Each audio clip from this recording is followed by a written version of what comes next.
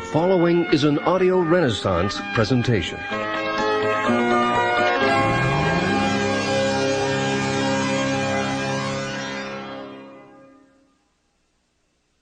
Hello, I'm Bill Hartley, president of Audio Renaissance.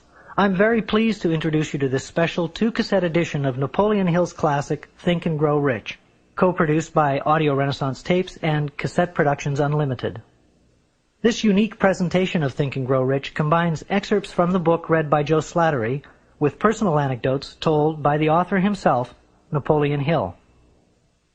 Because there's so much valuable information contained in every minute of this 2-hour program, we've included a self-help success manual designed for you to use along with the audio cassettes.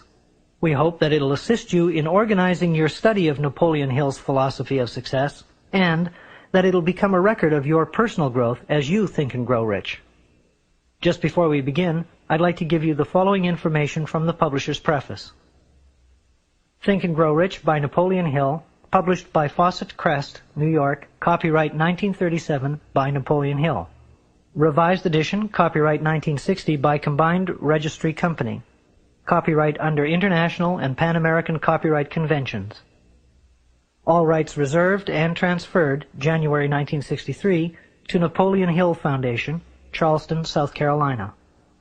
And now, here's Joe Slattery with Napoleon Hill and our special presentation of Think and Grow Rich.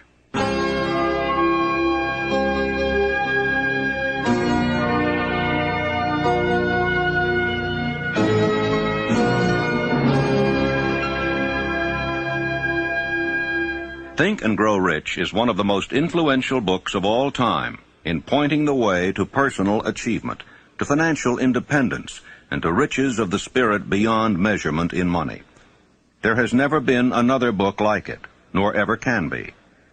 It was inspired by Andrew Carnegie, who disclosed his formula of personal achievement to the author, Napoleon Hill, many years ago.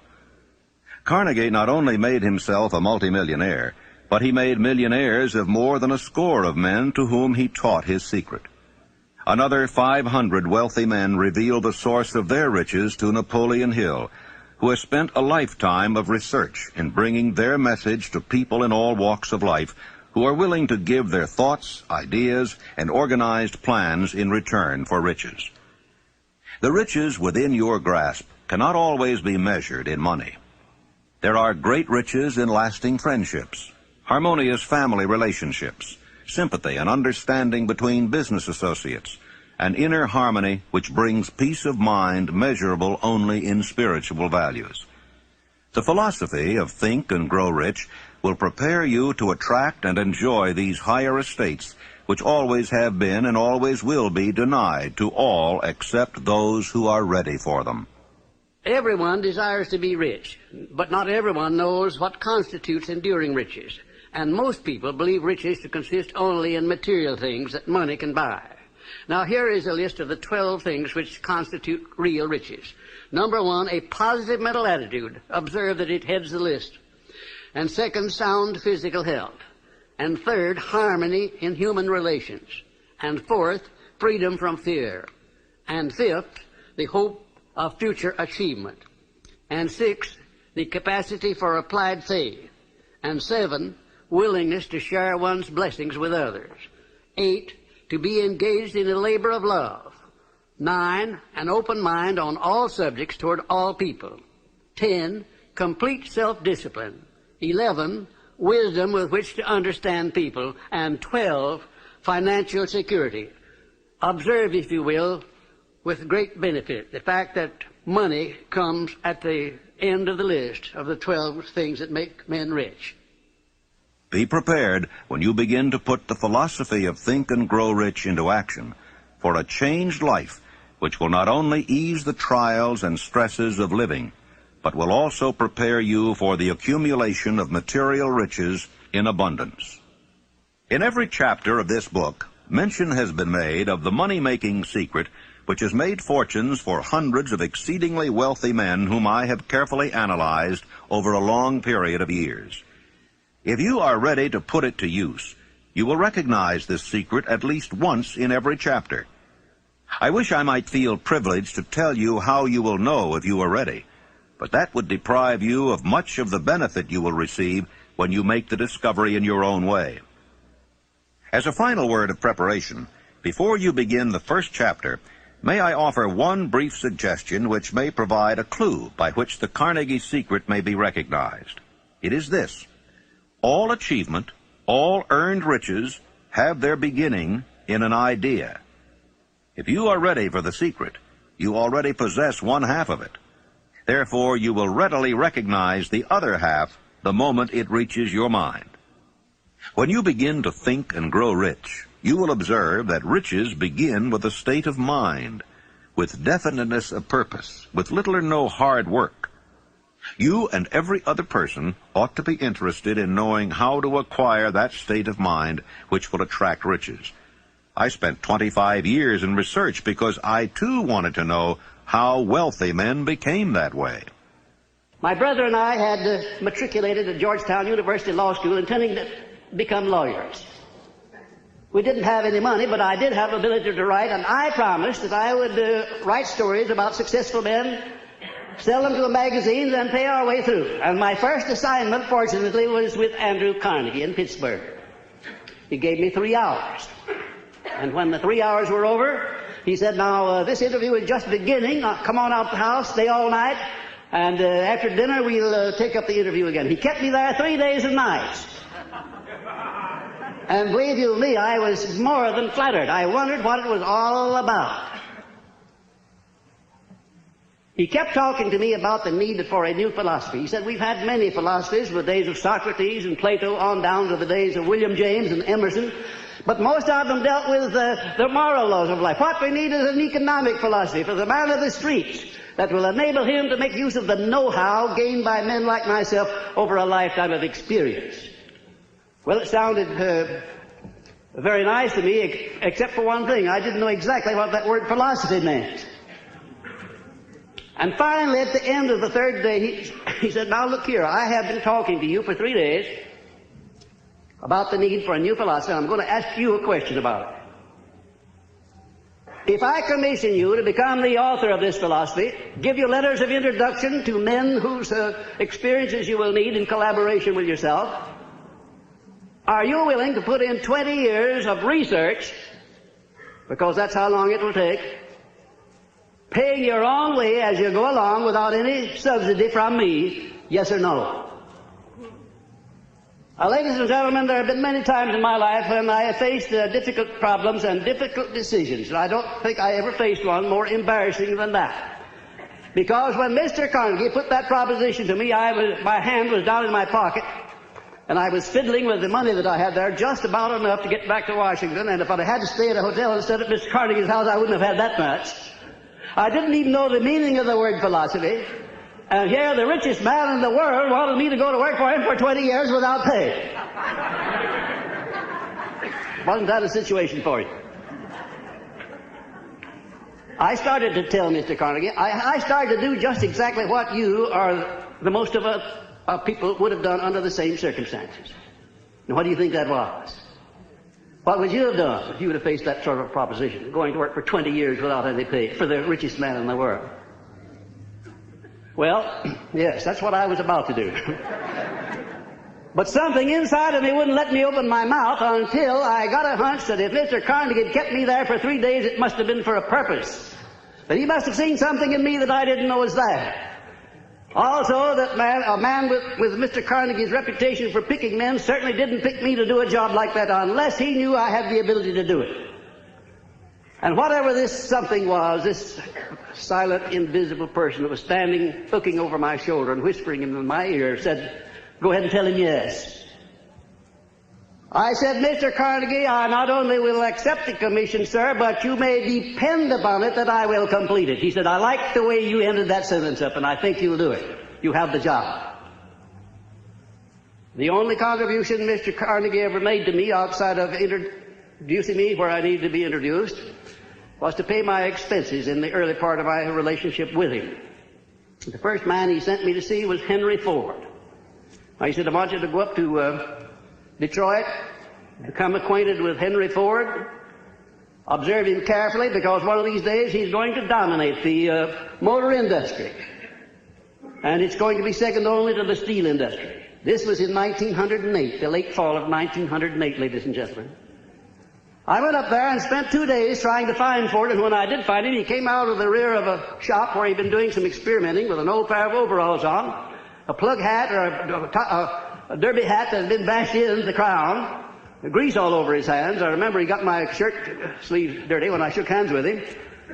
And I sat down for a half hour with Mr. Ford, and about all of his conversation consisted of yes and no, mostly no. And I wondered how a man like Mr. Carnegie could have made a mistake like that. Imagine if Mr. Ford would ever be a leader in anything. Well, I won't tell you the rest of it. That's enough.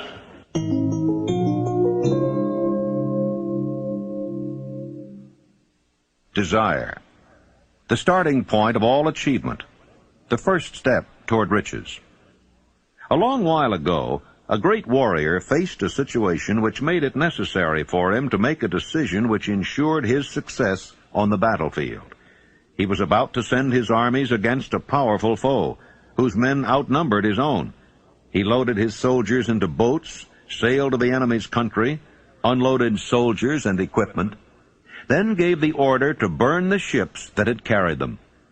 Addressing his men before the first battle, he said, "You see the boats going up in smoke. That means that we cannot leave these shores alive unless we win. We now have no choice. We win or we perish." They won. Every person who wins in an undertaking must be willing to burn his ships and cut all sources of retreat.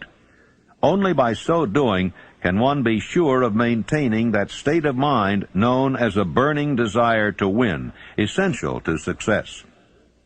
Every human being who reaches the age of understanding of the purpose of money wishes for it.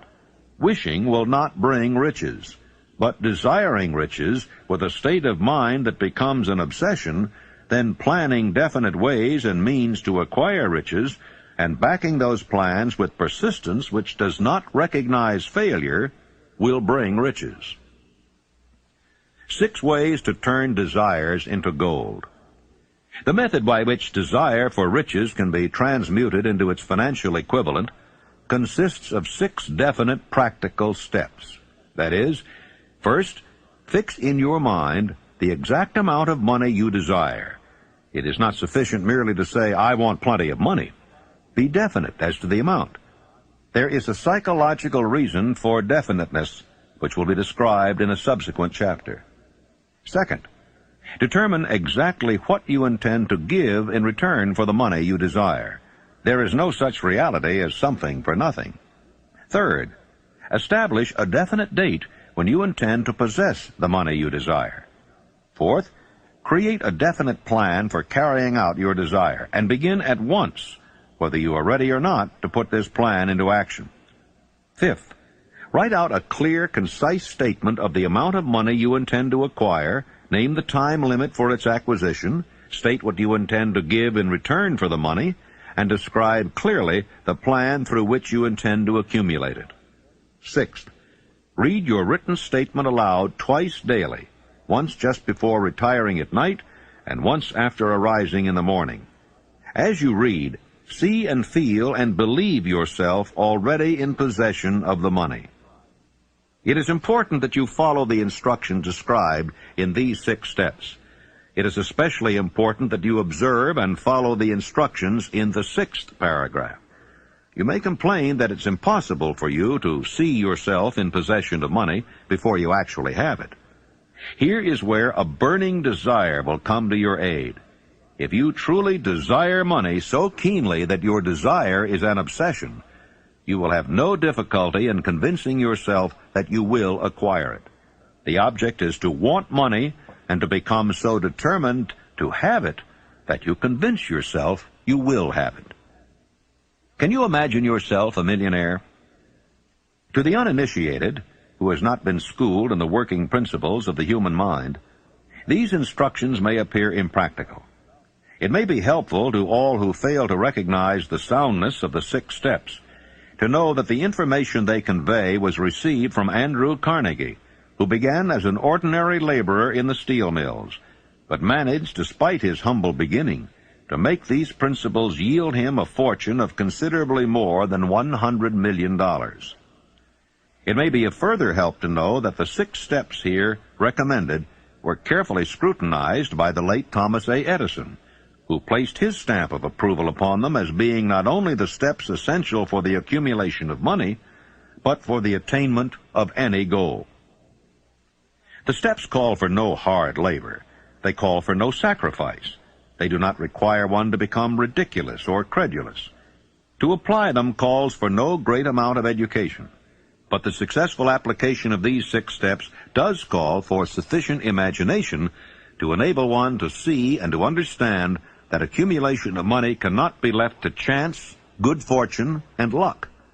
One must realize that all who have accumulated great fortunes first did a certain amount of dreaming, hoping, wishing, desiring, and planning before they acquired money. You may as well know right here that you can never have riches in great quantity unless you can work yourself into a white heat of desire for money and actually believe you will possess it. If the thing you wish to do is right and you believe in it, go ahead and do it. Put your dream across, and never mind what they say if you meet with temporary defeat, for they, perhaps, do not know that every failure brings with it the seed of an equivalent success. Thomas Edison dreamed of a lamp that could be operated by electricity, began where he stood to put his dream into action, and despite more than 10,000 failures, he stood by that dream until he had made it a physical reality. Practical dreamers do not quit. Imagine a man, for instance, standing by through 10,000 different failures, as Mr. Edison did, before giving up. His personal initiative was so definite that he told me that if he hadn't found the secret of the incandescent electric lamp, that at that very moment he would be in the laboratory working on it instead of being out there wasting his time talking with me. And then in a more serious note, Mr. Edison said, you know, I had to succeed because I finally ran out of things that wouldn't work. And I've thought of that so many times, wondering why more people don't keep on keeping on until they run out of things that won't work, for then they're bound to find the thing that will work. There is a difference between wishing for a thing and being ready to receive it. No one is ready for a thing until he believes he can acquire it. The state of mind must be belief, not mere hope or wish. Open-mindedness is essential for belief. Closed minds do not inspire faith, courage, and belief. Remember, no more effort is required to aim high in life, to demand abundance and prosperity, than is required to accept misery and poverty. I believe in the power of desire backed by faith, because I have seen this power lift men from lowly beginnings to places of power and wealth. I have seen it rob the grave of its victims. I have seen it serve as the medium by which men stage a comeback after having been defeated in 100 different ways.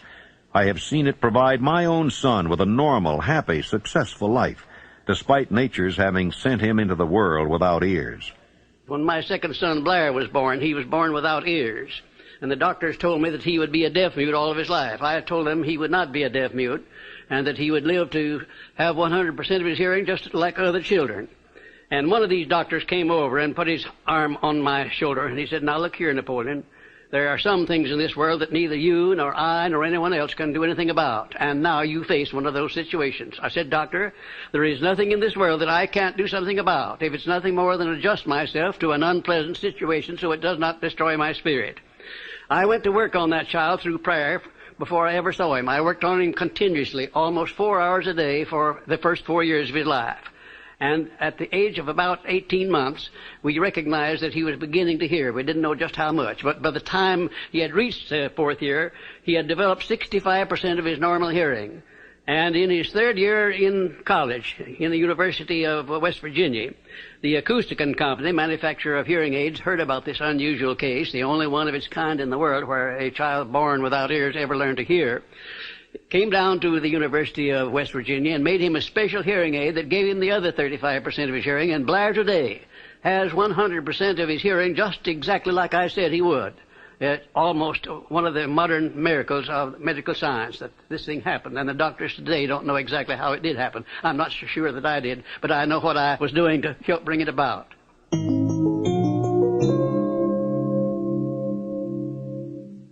Faith is the head chemist of the mind. When faith is blended with thought, the subconscious mind instantly picks up the vibration, translates it into its spiritual equivalent, and transmits it to infinite intelligence, as in the case of prayer. The emotions of faith, love, and sex are the most powerful of all the major positive emotions. When the three are blended, they have the effect of coloring thought in such a way that it instantly reaches the subconscious mind, where it is changed into its spiritual equivalent, the only form that induces a response from infinite intelligence. How to develop faith? There comes now a statement which will give a better understanding of the importance the principle of autosuggestion assumes in the transmutation of desire into its physical or monetary equivalent. Namely, faith is a state of mind which may be induced or created by affirmation or repeated instructions to the subconscious mind through the principle of autosuggestion. Repetition of affirmation of orders to your subconscious mind is the only known method of voluntary development of the emotion of faith. No one is doomed to bad luck. There are millions of people who believe themselves doomed to poverty and failure because of some strange force over which they believe they have no control. They are the creators of their own misfortunes because of this negative belief, which is picked up by the subconscious mind and translated into its physical equivalent.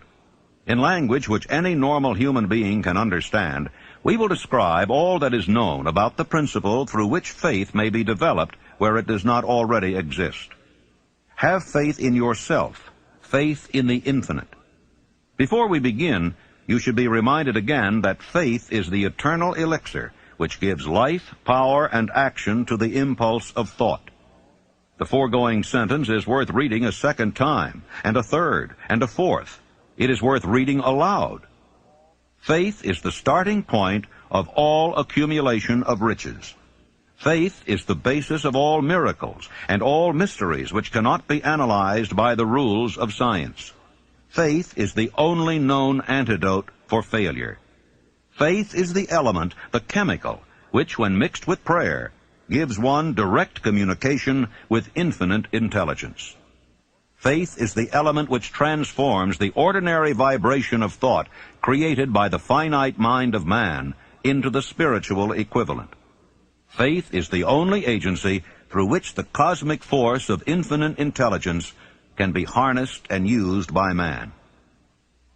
Thoughts which are mixed with any of the feelings of emotions constitute a magnetic force which attracts other similar or related thoughts. Now let us go back to the starting point and become informed as to how the original seed of an idea, plan, or purpose may be planted in the mind.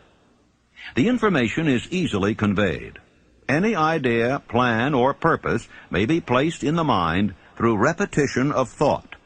This is why you are asked to write out a statement of your major purpose or definite chief aim, commit it to memory, and repeat it in audible words day after day until these vibrations of sound have reached your subconscious mind. Resolve to throw off the influences of any unfortunate environment and to build your own life to order. Taking inventory of mental assets and liabilities, you may discover that your greatest weakness is lack of self-confidence. This handicap can be surmounted and timidity translated into courage through the aid of the principle of autosuggestion. The application of this principle may be made through a simple arrangement of positive thought impulses stated in writing, memorized, and repeated until they become a part of the working equipment of the subconscious faculty of your mind. Self-confidence formula. First, I know that I have the ability to achieve the object of my definite purpose in life. Therefore, I demand of myself persistent, continuous action toward its attainment, and I here and now promise to render such action. Second, I realize the dominating thoughts of my mind will eventually reproduce themselves in outward physical action and gradually transform themselves into physical reality. Therefore, I will concentrate my thoughts for 30 minutes daily upon the task of thinking of the person I intend to become, thereby creating in my mind a clear mental picture. Third, I know through the principle of autosuggestion, any desire that I persistently hold in my mind will eventually seek expression through some practical means of attaining the object back of it. Therefore, I will devote 10 minutes daily to demanding of myself the development of self-confidence. Fourth, I have clearly written down a description of my definite chief aim in life, and I will never stop trying until I shall have developed sufficient self-confidence for its attainment. Fifth, I fully realize that no wealth or position can long endure unless built upon truth and justice. Therefore, I will engage in no transaction which does not benefit all whom it affects. I will succeed by attracting to myself the forces I wish to use and the cooperation of other people. I will induce others to serve me because of my willingness to serve others. I will eliminate hatred, envy, jealousy, selfishness, and cynicism by developing love for all humanity, because I know that a negative attitude toward others can never bring me success. I will cause others to believe in me because I will believe in them and in myself. I will sign my name to this formula, commit it to memory, and repeat it aloud once a day, with full faith that it will gradually influence my thoughts and actions so that I will become a self-reliant and successful person. The disaster of negative thinking. The subconscious mind makes no distinction between constructive and destructive thought impulses. It works with the material we feed it, through our thought impulses. The subconscious mind will translate into reality a thought driven by fear just as readily as it will translate into reality a thought driven by courage or faith. Like the wind which carries one ship east and another west, the law of autosuggestion will lift you up or pull you down according to the way you set your sails of thought.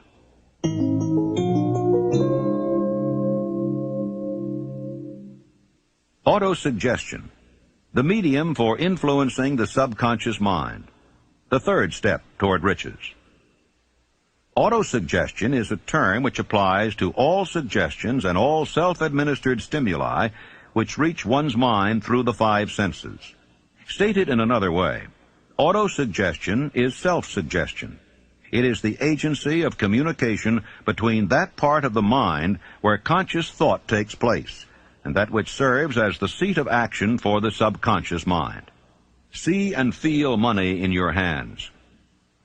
You were instructed in the last of the 6 steps described in the chapter on desire to read aloud twice daily the written statement of your desire for money, and to see and feel yourself in possession of the money. By following these instructions, you communicate the object of your desire directly to your subconscious mind in a spirit of absolute faith. Through repetition of this procedure, you voluntarily create thought habits which are favorable to your efforts to transmute desire into its monetary equivalent. Remember, therefore, when reading aloud the statement of your desire, through which you are endeavoring to develop a money consciousness, that the mere reading of the words is of no consequence unless you mix emotion or feeling with your words. Your subconscious mind recognizes and acts only upon thoughts which have been well mixed with emotion or feeling. Plain, unemotional words do not influence the subconscious mind. You will get no appreciable results until you learn to reach your subconscious mind with thoughts or spoken words which have been well emotionalized with belief. Do not become discouraged if you cannot control and direct your emotions the first time you try to do so. Remember, there is no such possibility as something for nothing. You cannot cheat, even if you desire to do so. The price of ability to influence your subconscious mind is everlasting persistence in applying the principles described here. You cannot develop the desired ability for a lower price. You and you alone must decide whether or not the reward for which you are striving, the money consciousness, is worth the price you must pay for it in effort. Your ability to use the principle of autosuggestion will depend very largely upon your capacity to concentrate upon a given desire until that desire becomes a burning obsession.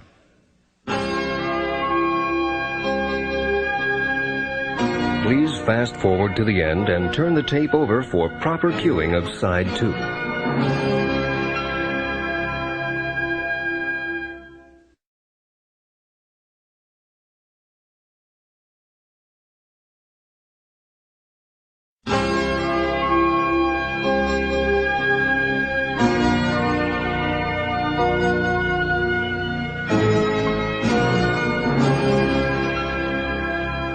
6 steps to stimulate your subconscious mind. The instructions given in connection with the 6 steps in the 2nd chapter will now be summarized and blended with the principles covered by this chapter as follows. First, go into some quiet spot, preferably in bed at night, where you will not be disturbed or interrupted. Close your eyes and repeat aloud, so you may hear your own words, the written statement of the amount of money you intend to accumulate, the time limit for its accumulation, and a description of the service or merchandise you intend to give in return for the money. As you carry out these instructions, see yourself already in possession of the money. For example, suppose that you intend to accumulate $50,000 by the 1st of January 5 years hence, that you intend to give personal services in return for the money in the capacity of a salesman. Your written statement of your purpose should be similar to the following.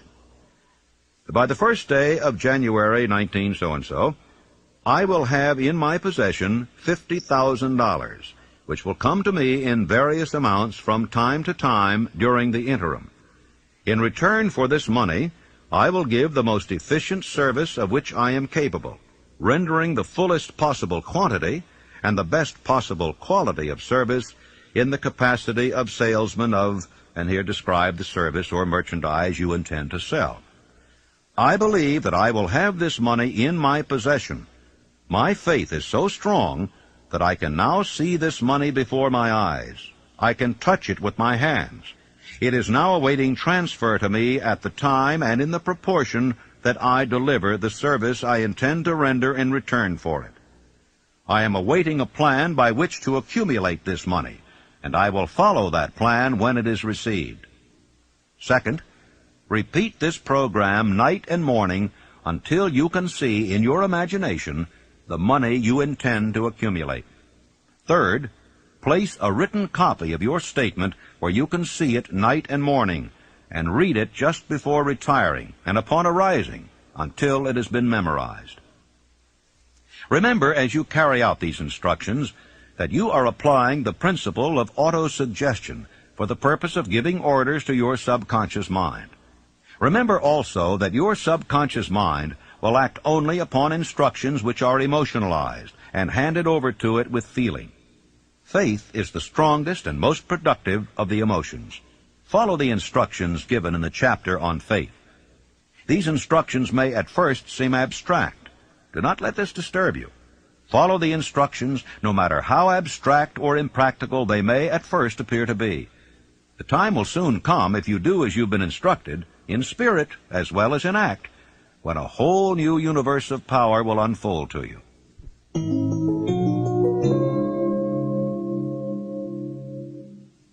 Specialized knowledge, personal experiences or observations, the 4th step toward riches. There are 2 kinds of knowledge. One is general, the other is specialized. General knowledge, no matter how great in quantity or variety it may be, is of but little use in the accumulation of money. The faculties of the great universities possess in the aggregate practically every form of general knowledge known to civilization. Most of the professors have but little money. They specialize on teaching knowledge, but they do not specialize on the organization or the use of knowledge. Knowledge will not attract money unless it is organized and intelligently directed through practical plans of action to the definite end of accumulation of money. Lack of understanding of this fact has been the source of confusion to millions of people who falsely believe that knowledge is power. It is nothing of the sort. Knowledge is only potential power. It becomes power only when and if it is organized into definite plans of action and directed to a definite end. This missing link in all systems of education may be found in the failure of educational institutions to teach their students how to organize and use knowledge after they acquire it. Many people make the mistake of assuming that because Henry Ford had but little schooling, he was not a man of education. Those who make this mistake do not understand the real meaning of the word educate. That word is derived from the Latin word educo, meaning to educe, to draw out, to develop from within. An educated man is not necessarily one which has an abundance of general or specialized knowledge. An educated man is one who has so developed the faculties of his mind that he may acquire anything he wants or its equivalent without violating the rights of others. You must remember that Mr. Edison only had 3 months of schooling in his entire life. Although he chose a work that called for the application of many of the sciences, he knew nothing about any of them. Now, you may wish to ask, how in the world did he get along with only 3 months of schooling in the business of inventing, dealing with the sciences, and yet knowing nothing about any of them? I've been asked that question many times. Well, the answer is very simple. He got along by surrounding himself with men who did understand the sciences, technical men, educated men, and he used their brains just as successfully as if he had had the knowledge himself. As a matter of fact, every successful man in the upper brackets of achievement makes use of other people's knowledge and their influence and their education under the mastermind principle. Then there would be Mr. Andrew Carnegie, my sponsor. He came over to this country in the steerage, didn't have enough money to pay first-class fare on the boat. And he rose to a high position in the world by surrounding himself with men who knew more than he did, who could do the things that he wanted done. And I could name 100 others who started in low positions and rose to high positions in life by associating themselves with other people under the mastermind principle. The accumulation of great fortunes calls for power, and power is acquired through highly organized and intelligently directed specialized knowledge. But that knowledge does not necessarily have to be in the possession of the man who accumulates the fortune. The preceding paragraph should give hope and encouragement to the man with ambition to accumulate a fortune who has not possessed himself of the necessary education to supply such specialized knowledge as he may require. Men sometimes go through life suffering from inferiority complexes because they are not men of education. The man who can organize and direct a mastermind group of men who possess knowledge useful in the accumulation of money is just as much a man of education as any man in the group. Back of all ideas is specialized knowledge. Unfortunately, for those who do not find riches in abundance, specialized knowledge is more abundant and more easily acquired than ideas. Because of this very truth, there is a universal demand and an ever-increasing opportunity for the person capable of helping men and women to sell their personal services advantageously. Capability means imagination, the one quality needed to combine specialized knowledge with ideas in the form of organized plans designed to yield riches. If you have imagination, this chapter may present you with an idea sufficient to serve as the beginning of the riches you desire. Remember, the idea is the main thing. Specialized knowledge may be found just around the corner. Any corner.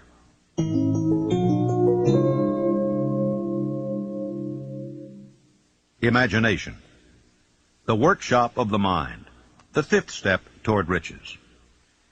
The imagination is literally the workshop wherein are fashioned all plans created by man. The impulse, the desire, is given shape, form, and action through the aid of the imaginative faculty of the mind. Two forms of imagination. The imaginative faculty functions in two forms. One is known as synthetic imagination, and the other as creative imagination. Synthetic imagination. Through this faculty, one may arrange old concepts, ideas, or plans into new combinations. This faculty creates nothing. It merely works with the material of experience, education, and observation with which it is fed.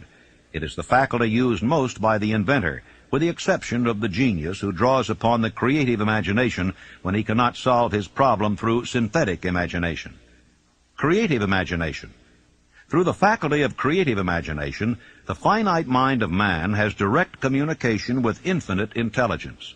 It is the faculty through which hunches and inspirations are received. It is by this faculty that all basic or new ideas are handed over to man. It is through this faculty that one individual may tune in or communicate with the subconscious minds of other men. Center your attention for the time being on the development of the synthetic imagination, because this is the faculty which you will use more often in the process of converting desire into money. Transformation of the intangible impulse of desire into the tangible reality of money calls for the use of a plan or plans. These plans must be formed with the aid of the imagination, and mainly with the synthetic faculty. The laws that lead to fortune. The earth on which you live, you yourself, and every other material thing, are the result of evolutionary change through which microscopic bits of matter have been organized and arranged in an orderly fashion. Moreover, and this statement is of stupendous importance, this earth, every one of the billions of individual cells of your body and every atom of matter began as an intangible form of energy. Desire is thought impulse. Thought impulses are forms of energy. When you begin with a thought impulse, desire to accumulate money, you are drafting into your service the same stuff that nature used in creating this earth and every material form in the universe, including the body and brain in which the thought impulses function. If you are one of those who believe that hard work and honesty alone will bring riches, perish the thought. It is not true. Riches, when they come in huge quantities, are never the result of hard work alone. Riches come, if they come at all, in response to definite demands based upon the application of definite principles, and not by chance or luck. Generally speaking, an idea is an impulse of thought that impels action by an appeal to the imagination. All master salesmen know that ideas can be sold where merchandise cannot. Ordinary salesmen do not know this. That is why they are ordinary. There was Clarence Saunders, one of my outstanding students of Memphis, Tennessee. Clarence worked in a grocery store, delivering groceries, more or less.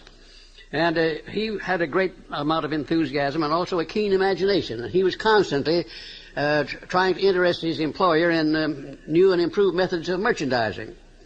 And finally, the employer became so peeved at Clarence for wasting his time with what he called foolish suggestions that he told him that if he came in with another one, he was going to fire him. Shortly thereafter, a cafeteria was opened in Memphis, Tennessee, the first cafeteria that came there. And when Clarence went out to his lunch that day, he saw a great line of people extending out onto the sidewalk, waiting to be served in the cafeteria.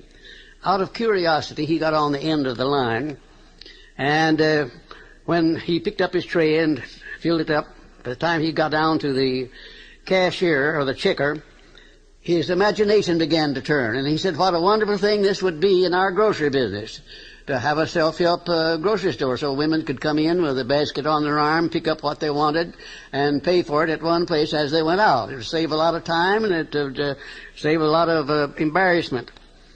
Well, Clarence could hardly wait until he got back to the store, and he rushed in and he said, well, boss, I have a multi-million-dollar idea, and the boss said, now, Clarence, you're fired. Clarence said, oh, no, I'm not. I resigned before I started to talk. Later on, I talked to the man who was Clarence's boss, and he said as near as he could figure, every word that he used in trying to fire Clarence had cost him $1 million. Because Clarence took his idea of self-help grocery stores to a firm who financed it under the name of Piggly Wiggly Stores, and he made $4 million during the first 4 years. An astounding illustration of what a man can do with an idea backed by the proper amount of enthusiasm.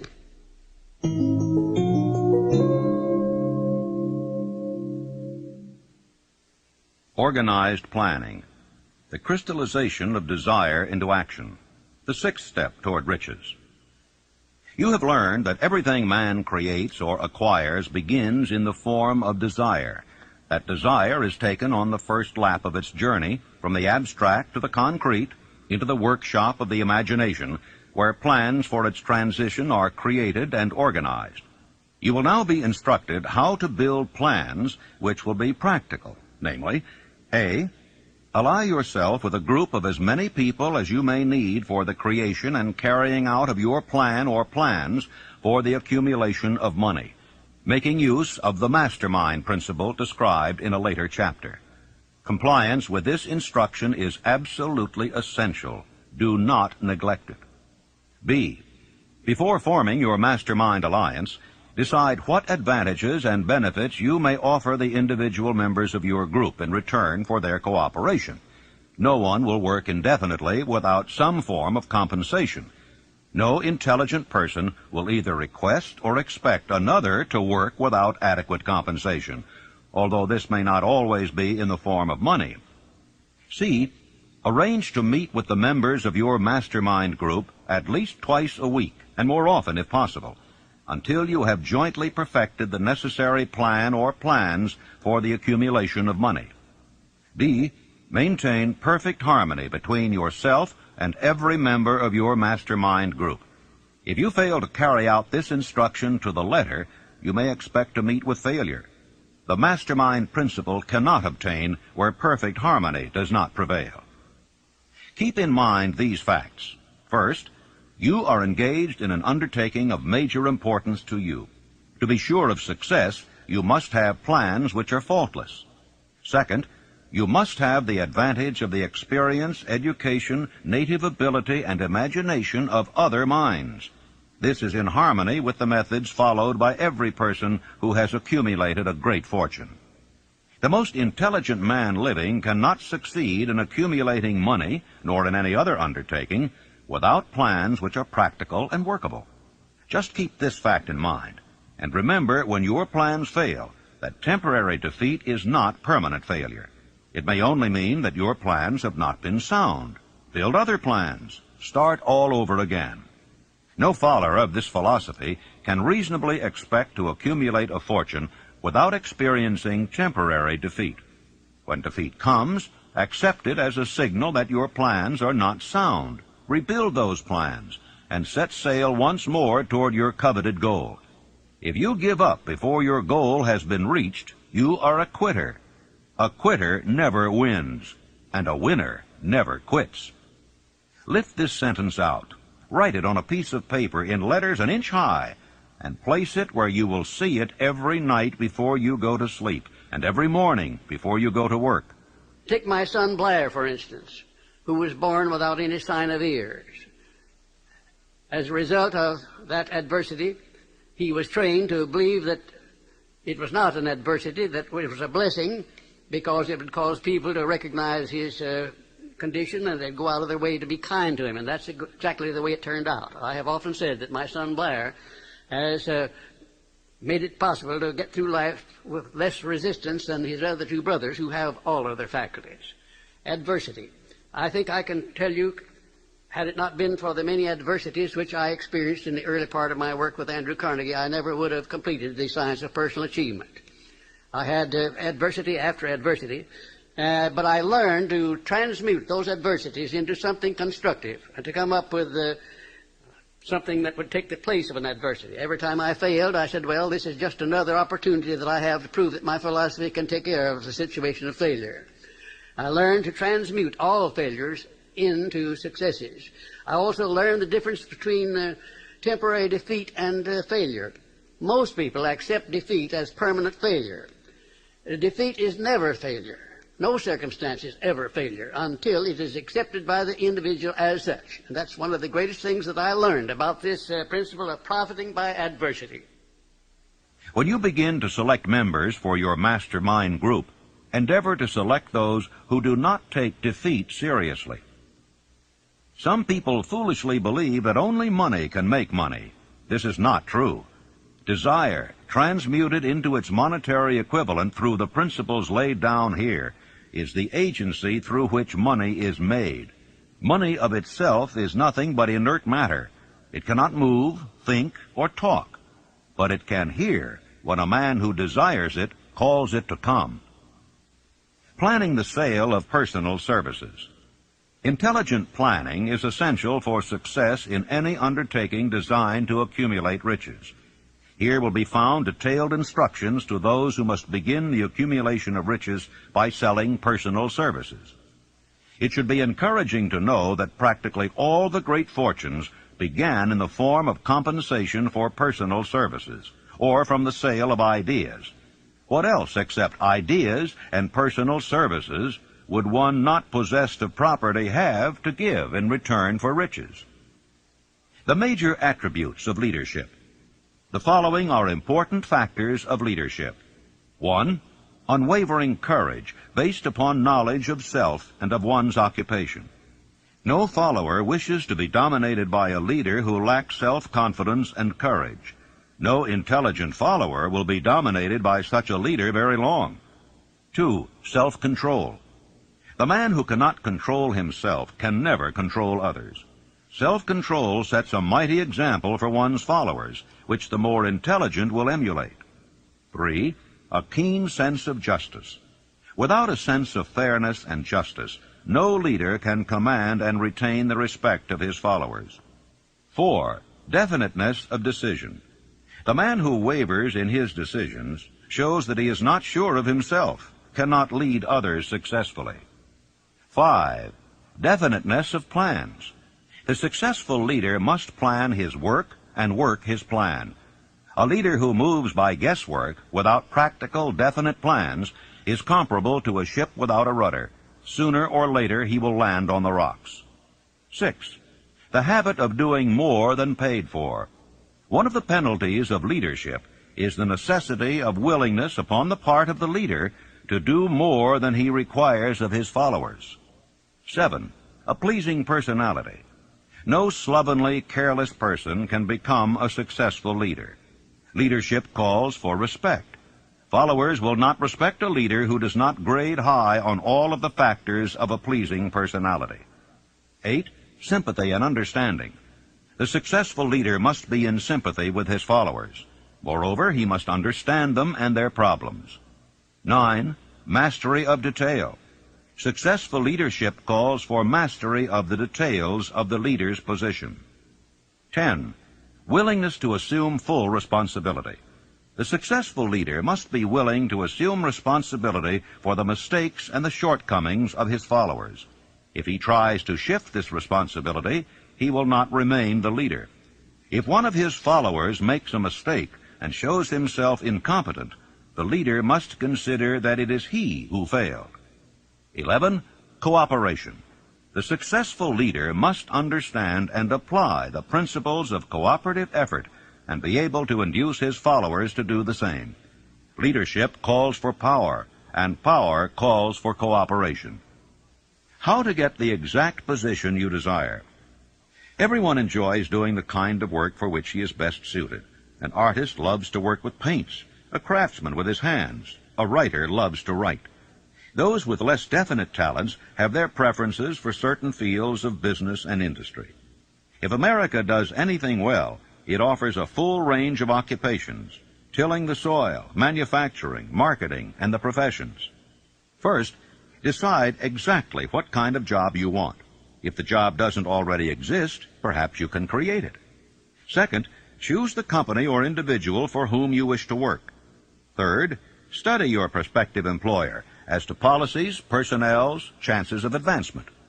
Fourth, by analysis of yourself and your talents and capabilities, figure what you can offer and plan ways and means of giving advantages, services, developments, ideas that you believe you can successfully deliver.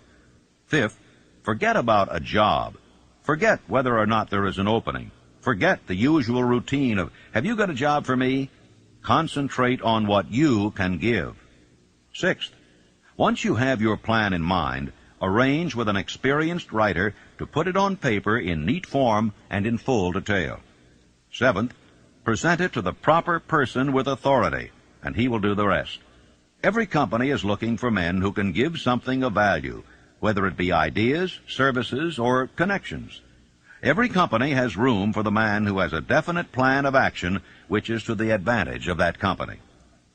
This line of procedure may take a few days or weeks of extra time, but the difference in income, in advancement, and in gaining recognition will save years of hard work at small pay. It has many advantages, the main one being that it will often save from 1 to 5 years of time in reaching a chosen goal. Every person who starts or gets in halfway up the ladder does so by deliberate and careful planning. For instance, back in the early days when I wanted to get a job from a certain firm while I was going to high school, here's the way I went about it. I wrote an application stating my qualifications and my desire for the job. The answer came back, no, too sorry, no position open. Next, I sent a telegram. Answer was still no. Next, I sent a special delivery letter every day for a week. Answer was still no. Next, I sent a special delivery every hour for 2 days. And the firm telegraphed me to come and go to work. Every person must be his own salesman of personal services. The quality and the quantity of service rendered, and the spirit in which it is rendered, determine to a large extent the price and the duration of employment. To market personal services effectively, which means a permanent market at a satisfactory price under pleasant conditions, one must adopt and follow the QQS formula, which means that quality plus quantity plus the proper spirit of cooperation equals perfect salesmanship of service. Remember the QQS formula, but do more. Apply it as a habit. Let us analyze the formula to make sure we understand exactly what it means. 1. Quality of service shall be construed to mean the performance of every detail in connection with your position in the most efficient manner possible, with the object of greater efficiency always in mind. 2. Quantity of service shall be understood to mean the habit of rendering all the service of which you are capable at all times, with the purpose of increasing the amount of service rendered as greater skill is developed through practice and experience. Emphasis is again placed on the word habit. 3. Spirit of service shall be construed to mean the habit of agreeable, harmonious conduct which will induce cooperation from associates and fellow employees. Well, let me relate my experience with Franklin D. Roosevelt in the White House in 1933, and will give you a fine indication of how the students of this philosophy may profit by this important principle. First of all, let me define the principle of going the extra mile. It means rendering more service and better service than you are paid to render, and doing it all the time, and doing it in a pleasing, positive mental attitude. When I went to work for the President in 1933, nothing was said at the beginning about how much I was to receive or who was to pay it. And I had been there about 3 months when one day Franklin D. Roosevelt asked me who was paying my salary and how much I was getting. And I said, well, Mr. President, that's something I would like to know myself. I haven't heard anything about it. And we talked on for a little while, and I said, well, now, Mr. President, you know, I have been serving you ever since you were Assistant Secretary of the Navy, and particularly while you were Governor of New York. And you will recall, of course, that up to this time I have never rendered you a bill or asked you to pay me $1 for my services, and I'm not going to start now. But if you insist upon it, suppose you put me on the payroll at $1 a year.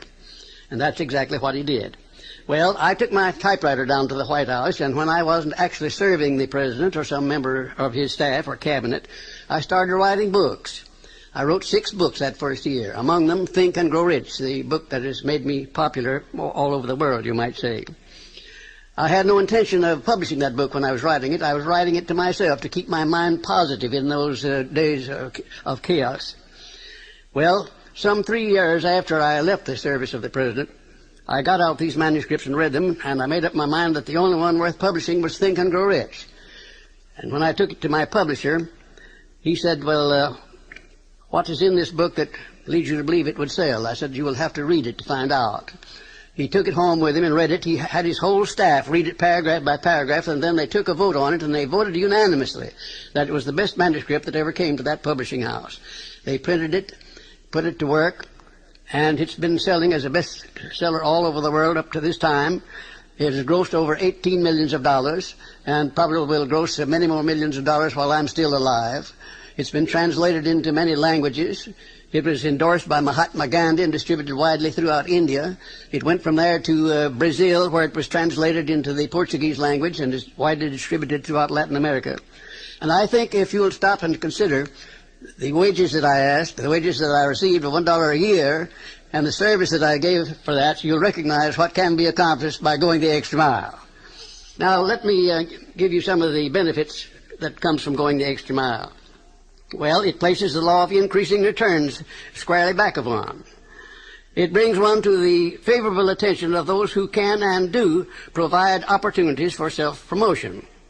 It tends to permit one to become indispensable in many different human relationships, and therefore enables one to command more than average compensation.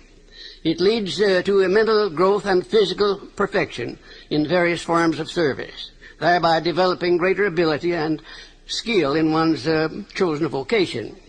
It protects one against the loss of employment and places one in a position to choose his own job and working conditions.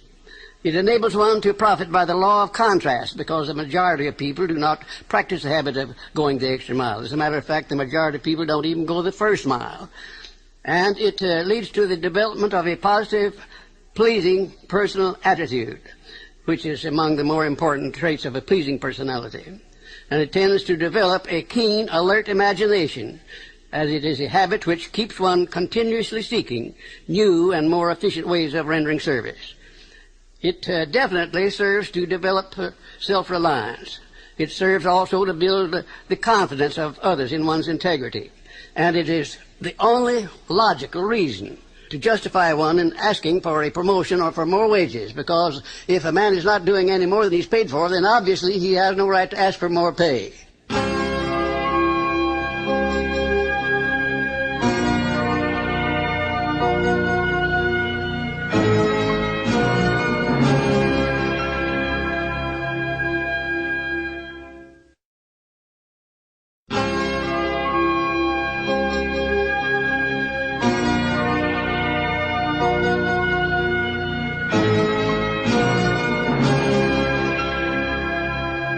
Do you know your own worth?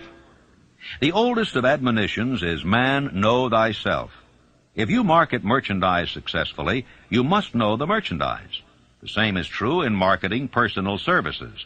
You should know all of your weaknesses in order that you may either bridge them or eliminate them entirely. You should know your strength in order that you may call attention to it when selling your services. You can know yourself only through accurate analysis. Take inventory of yourself. Annual self-analysis is an essential in the effective marketing of personal services, as is annual inventory in merchandising. Moreover, the yearly analysis should disclose a decrease in faults and an increase in virtues. One goes ahead, stands still, or goes backward in life. One's object should be, of course, to go ahead. Annual self-analysis will disclose whether advancement has been made, and if so, how much. It will also disclose any backward steps one may have made. The effective marketing of personal services requires one to move forward even if the progress is slow.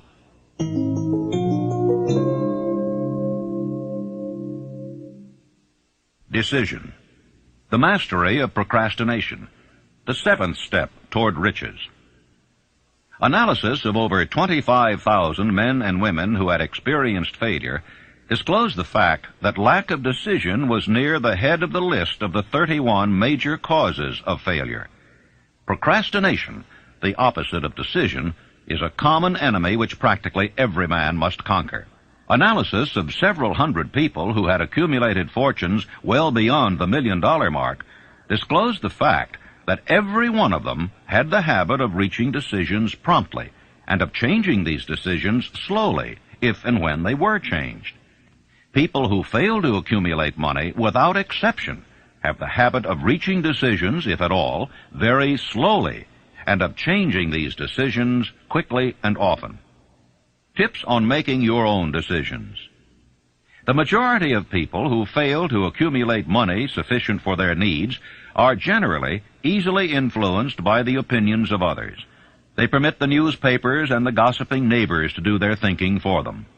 Opinions are the cheapest commodities on earth. Everyone has a flock of opinions ready to be wished upon anyone who will accept them. Close friends and relatives, while not meaning to do so, often handicap one through opinions, and sometimes through ridicule, which is meant to be humorous. Thousands of men and women carry inferiority complexes with them all through life, because some well-meaning but ignorant person destroyed their confidence through opinions or ridicule. You have a brain and a mind of your own. Use it. and reach your own decisions.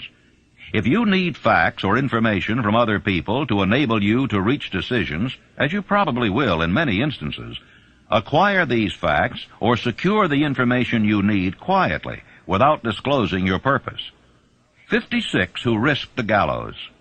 The greatest decision of all time, as far as any American citizen is concerned, was reached in Philadelphia, July 4th, 1776, when 56 men signed their names to a document which they well knew would bring freedom to all Americans or leave every one of the 56 hanging from a gallows. You have heard of this famous document, but you may not have drawn from it the great lesson in personal achievement it so plainly taught. We all remember the date of this momentous decision, but few of us realize what courage that decision required. We remember our history as it was taught. We remember dates and the names of the men who fought. We remember Valley Forge and Yorktown. We remember George Washington and Lord Cornwallis. But we know little of the real forces back of these names, dates, and places. We know still less of that intangible power which ensured us freedom long before Washington's armies reached Yorktown. It is nothing short of tragedy that the writers of history have missed entirely even the slightest reference to the irresistible power which gave birth and freedom to the nation destined to set up new standards of independence for all the peoples of the earth. I say it as a tragedy because it is the selfsame power which must be used by every individual who surmounts the difficulties of life and forces life to pay the price asked. Analyze the events which led to the Declaration of Independence, and be convinced that this nation, which now holds a position of commanding respect and power among all nations of the world, was born of a decision created by a master mind consisting of 56 men. Note well the fact that it was their decision which ensured the success of Washington's armies, because the spirit of that decision was in the heart of every soldier who fought with him, and served as a spiritual power which recognizes no such thing as failure. Note also, with great personal benefit, that the power which gave this nation its freedom is the self-same power that must be used by every individual who becomes self-determining. This power is made up of the principles described in this book. It will not be difficult to detect in the story of the Declaration of Independence at least 6 of these principles: desire, decision, faith, persistence, the mastermind, and organized planning. Know what you want, and you'll generally get it. Throughout this philosophy will be found the suggestion that thought, backed by strong desire, has a tendency to transmute itself into its physical equivalent. In your search for the secret of the method, do not look for a miracle, because you will not find it. You will find only the eternal laws of nature. These laws are available to every person who has the faith and the courage to use them. They may be used to bring freedom to a nation, or to accumulate riches. Definiteness of decision always requires courage, sometimes very great courage.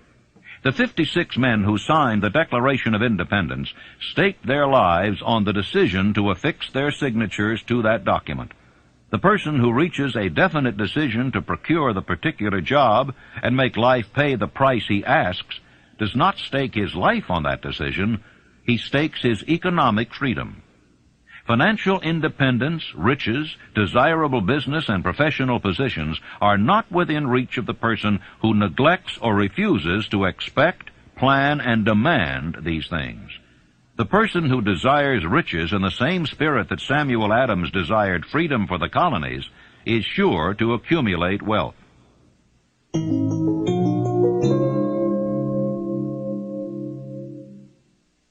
Persistence, the sustained effort necessary to induce faith. The 8th step toward riches. Persistence is an essential factor in the procedure of transmuting desire into its monetary equivalent. The basis of persistence is the power of will. Willpower and desire, when properly combined, make an irresistible pair. The starting point of all achievement is desire. Keep this constantly in mind. Weak desires bring weak results, just as a small amount of fire makes a small amount of heat. If you find yourself lacking in persistence, this weakness may be remedied by building a stronger fire under your desires.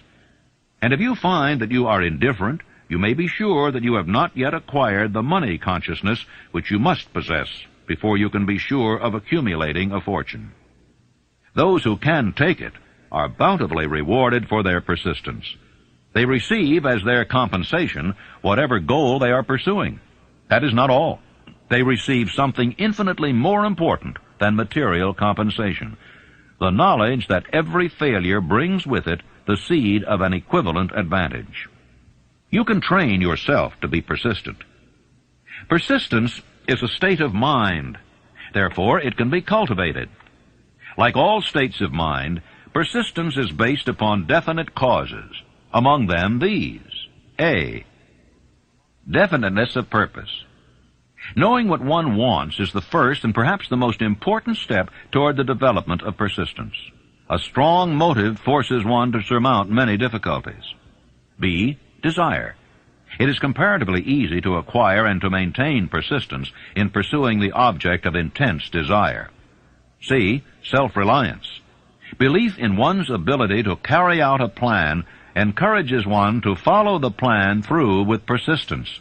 Self-reliance can be developed through the principle described in the chapter on autosuggestion. D.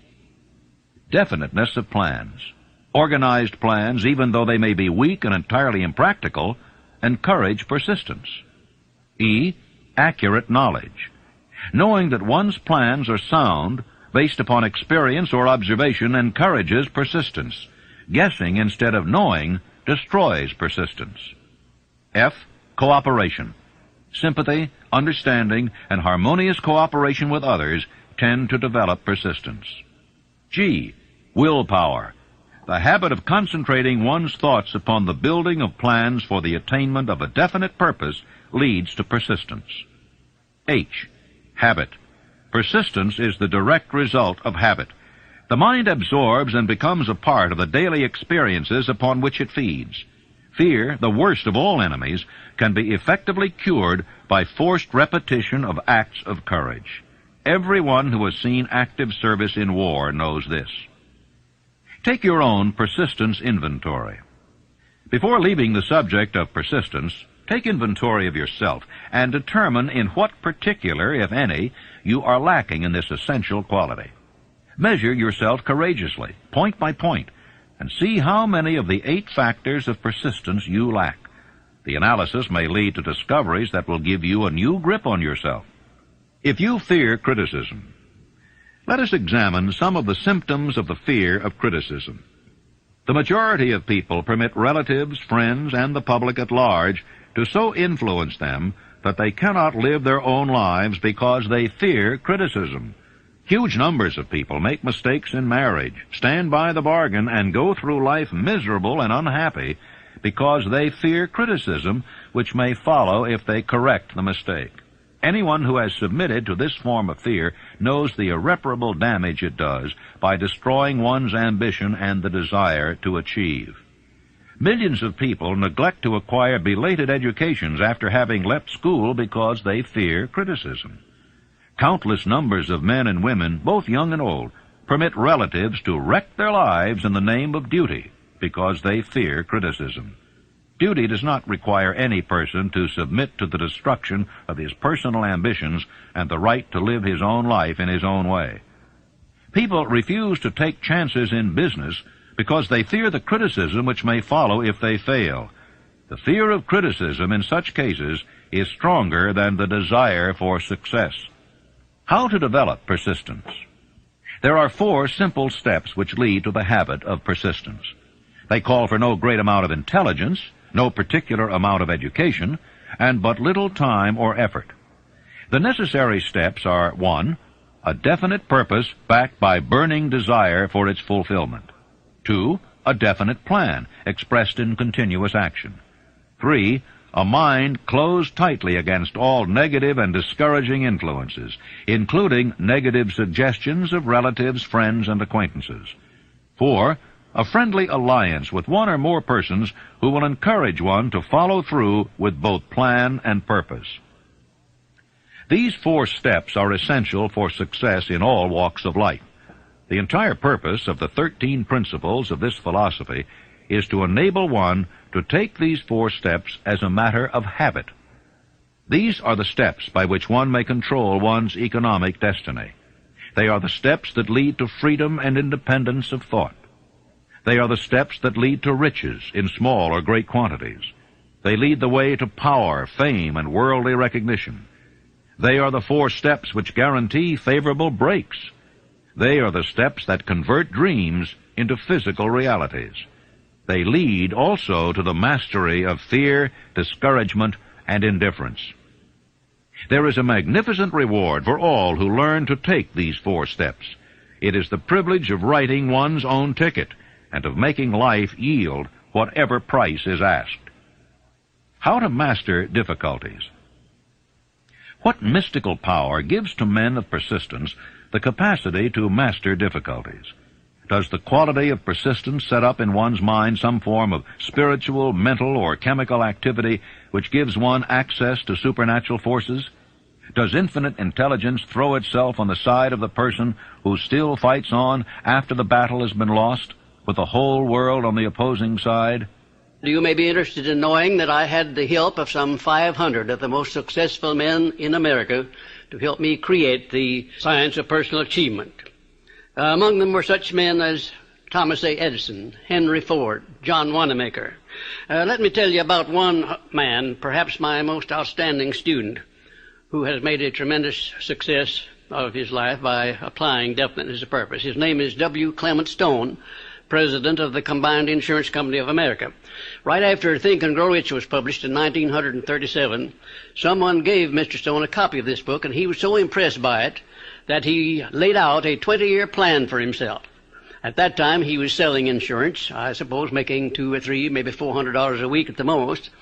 Now, his plan called for him to own a company of his own within 20 years, and for him to be president of it, and his personal fortune to be not less than $10 million. Well, long before the 20 years were up, he was the president and majority owner of 4 large insurance companies. His personal fortune was over $35 million, and today it is estimated that his fortune is over $100 million. And he attributes his success entirely to the application of the famous Andrew Carnegie philosophy, and particularly to the application of definiteness of purpose. His 2,000 salesmen are known to be the most successful men in the insurance field, and every one of those 2,000 men has been taught to use the science of personal achievement and to emphasize the principle of definiteness of purpose.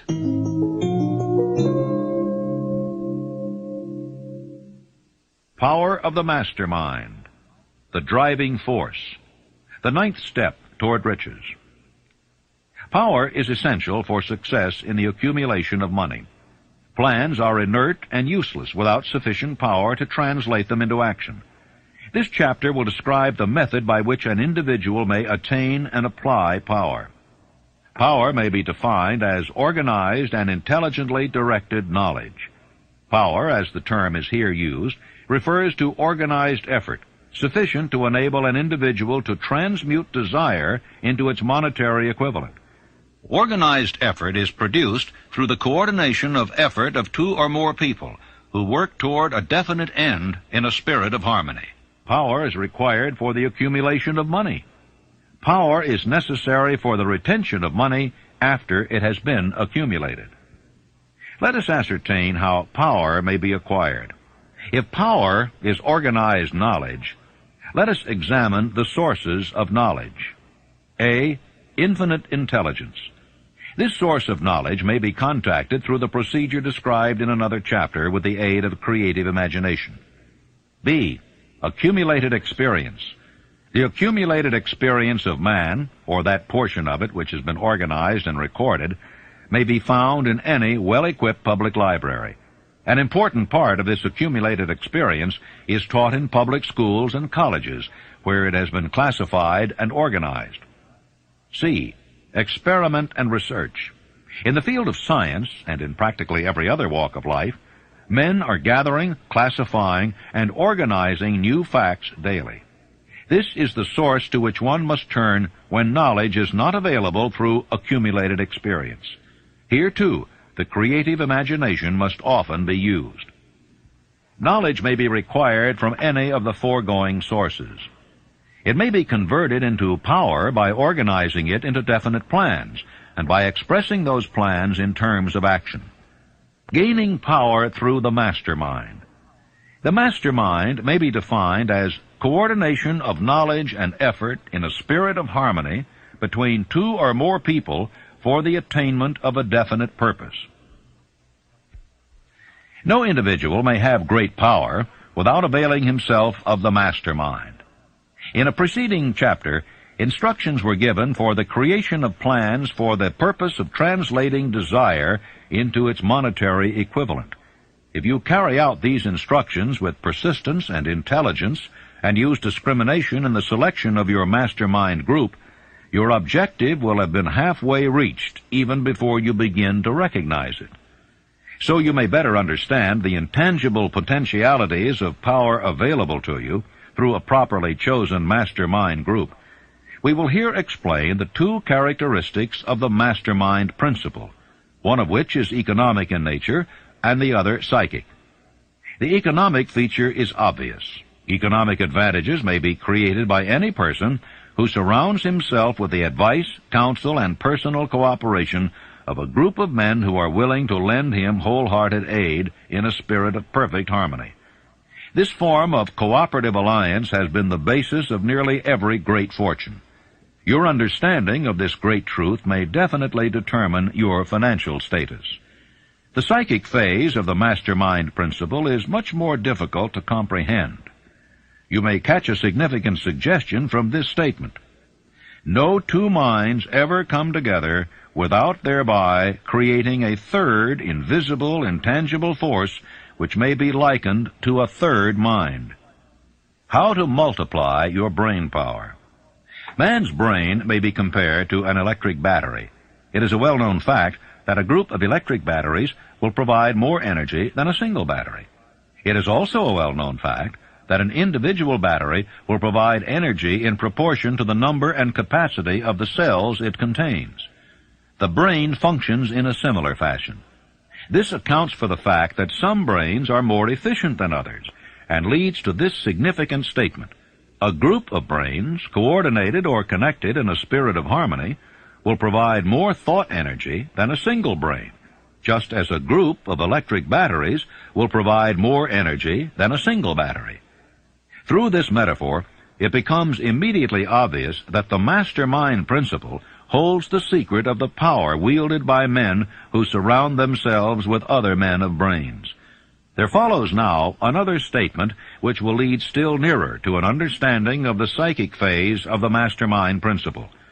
When a group of individual brains are coordinated and function in harmony, the increased energy created through that alliance becomes available to every individual brain in the group. It is a well-known fact that Henry Ford began his business career under the handicap of poverty, illiteracy, and ignorance. It is an equally well-known fact that within the inconceivably short period of 10 years, Mr. Ford mastered these three handicaps, and that within 25 years, he made himself one of the richest men in America. Connect with this fact the additional knowledge that Mr. Ford's most rapid strides became noticeable from the time he became a personal friend of Thomas A. Edison, and you will begin to understand what the influence of one mind upon another can accomplish. Go a step farther and consider the fact that Mr. Ford's most outstanding achievements began from the time that he formed the acquaintance of Harvey Firestone, John Burroughs, and Luther Burbank, each a man of great brain capacity. And you will have further evidence that power may be produced through friendly alliance of minds. Let me tell you about my experience in helping Franklin D. Roosevelt to create a mastermind which broke the back of the Depression in 1933.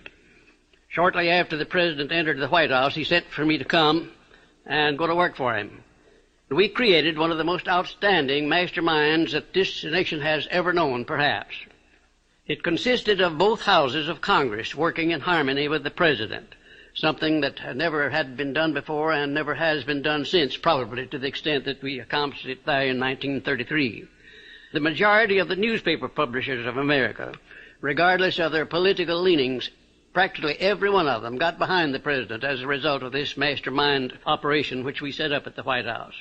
And the radio station operators, without any reference whatsoever to their political leanings, they got behind the president and they used the material which I prepared to send out to go over the air.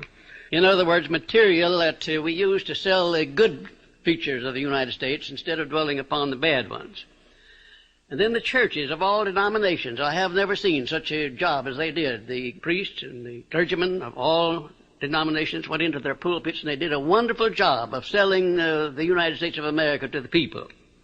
Then the leaders of both the major political parties, they crossed party lines. There were no Democrats and no Republicans, no anything else in Congress. They were nothing but Americans helping the President of the United States to bring this country out of chaos. And then most of all, there was a majority of the American people of all political and religious leanings. I have never seen the people of the United States get behind a president so squarely as they did behind FDR in those perilous days of 1933. Now, here was a mastermind alliance that served a great purpose at a time of need. And I hope to see the time come when I may contribute my services in building a mastermind alliance that will permanently serve the President of the United States as it did in 1933.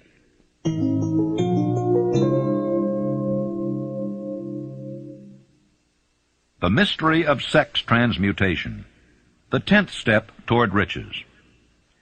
The meaning of the word transmute is, in simple language, the changing or transferring of one element or form of energy into another. The 10 stimuli of the mind.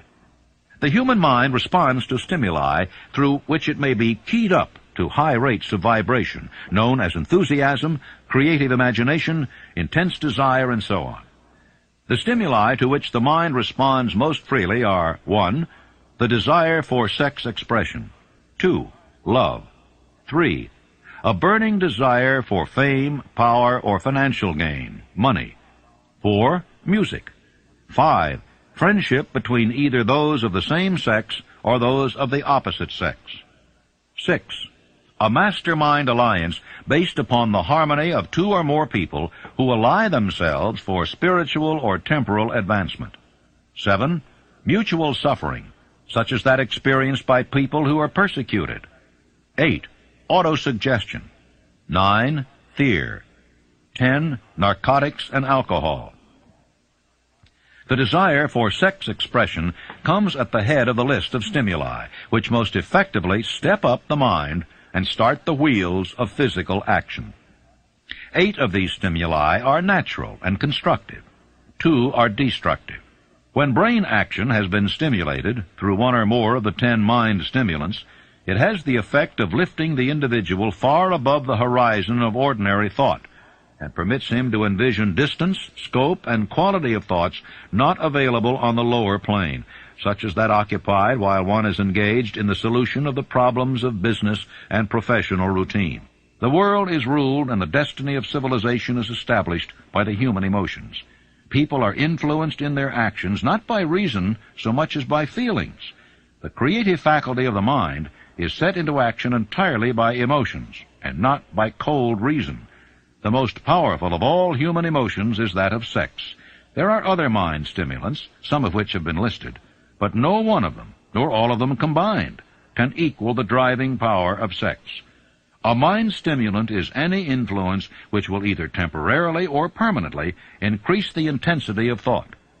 The 10 major stimulants described are those most commonly resorted to. Through these sources, one may commune with infinite intelligence or enter at will the storehouse of the subconscious mind, either one's own or that of another person, a procedure which is all there is of genius. The emotion of sex is an irresistible force against which there can be no such opposition as an immovable body. When driven by this emotion, men become gifted with a superpower for action. Understand this truth, and you will catch the significance of the statement that sex transmutation contains the secret of creative ability. The transmutation of sex energy calls for the exercise of willpower, to be sure, but the reward is worth the effort. The desire for sexual expression is inborn and natural. The desire cannot and should not be submerged or eliminated, but it should be given an outlet through forms of expression which enrich the body, mind, and spirit of man. Sex alone is a mighty urge to action, but its forces are like a cyclone. They are often uncontrollable. When the emotion of love begins to mix itself with the emotion of sex, the result is calmness of purpose, poise, accuracy of judgment, and balance. Love is, without question, life's greatest experience. It brings one into communion with infinite intelligence. When mixed with the emotions of romance and sex, it may lead one far up the ladder of creative effort. The emotions of love, sex, and romance are sides of the eternal triangle of achievement-building genius. Love is an emotion with many sides, shades, and colors. But the most intense and burning of all kinds of love is that experienced in the blending of the emotions of love and sex. When the emotion of romance is added to those of love and sex, the obstructions between the finite mind of man and infinite intelligence are removed. Then a genius has been born.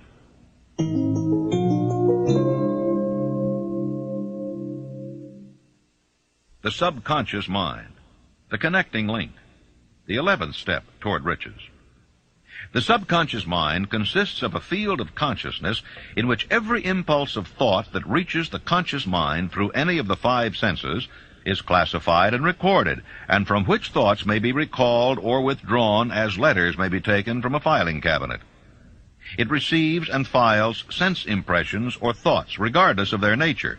You may voluntarily plant in your subconscious mind any plan, thought, or purpose which you desire to translate into its physical or monetary equivalent. The subconscious acts first on the dominating desires which have been mixed with emotional feelings, such as faith. You cannot entirely control your subconscious mind, but you can voluntarily hand over to it any plan, desire, or purpose which you wish transformed into concrete form. After you have accepted as a reality the existence of the subconscious mind and understand its possibilities as a medium for transmuting your desires into their physical or monetary equivalent, you will comprehend the full significance of the instructions given in the chapter on desire. You will also understand why you have been repeatedly admonished to make your desires clear and to reduce them to writing. You will also understand the necessity of persistence in carrying out instructions. The 13 principles are the stimuli with which you acquire the ability to reach and to influence your subconscious mind. Do not become discouraged if you cannot do this upon the first attempt.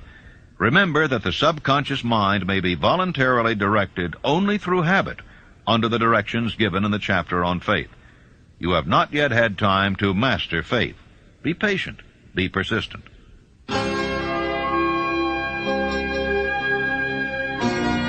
Please fast forward to the end and turn the tape over for proper cueing of side 4.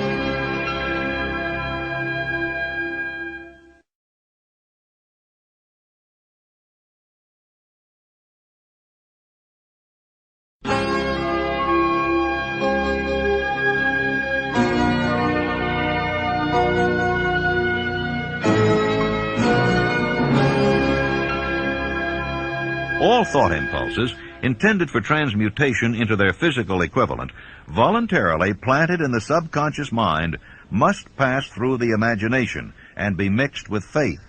The mixing of faith with a plan or purpose intended for submission to the subconscious mind may be done only through the imagination. From these statements, you will readily observe that voluntary use of the subconscious mind calls for coordination and application of all the principles. You are preparing yourself to influence and control the inner audience of your subconscious mind in order to hand over to it the desire for money, which you wish transmuted into its monetary equivalent. It is essential, therefore, that you understand the method of approach to this inner audience. You must speak its language, or it will not heed your call. It understands best the language of emotion or feeling. Let us therefore describe here the 7 major positive emotions and the 7 major negative emotions, so that you may draw upon the positives and avoid the negatives when giving instructions to your subconscious mind. The 7 major positive emotions: the emotion of desire, the emotion of faith, the emotion of love, the emotion of sex, the emotion of enthusiasm, the emotion of romance, the emotion of hope. There are other positive emotions, but these are the 7 most powerful and the ones most commonly used in creative effort. Master these 7 emotions. They can be mastered only by use, and the other positive emotions will be at your command when you need them. Remember in this connection that you are studying a book which is intended to help you develop a money consciousness by filling your mind with positive emotions. The 7 major negative emotions to be avoided: the emotion of fear, the emotion of jealousy, the emotion of hatred, the emotion of revenge, the emotion of greed, the emotion of superstition, the emotion of anger. Positive and negative emotions cannot occupy the mind at the same time. One or the other must dominate. It is your responsibility to make sure that positive emotions constitute the dominating influence of your mind. Here the law of habit will come to your aid. Form the habit of applying and using the positive emotions. Eventually they will dominate your mind so completely that the negatives cannot enter it. Only by following these instructions literally and continuously can you gain control over your subconscious mind. The presence of a single negative in your conscious mind is sufficient to destroy all chances of constructive aid from your subconscious mind.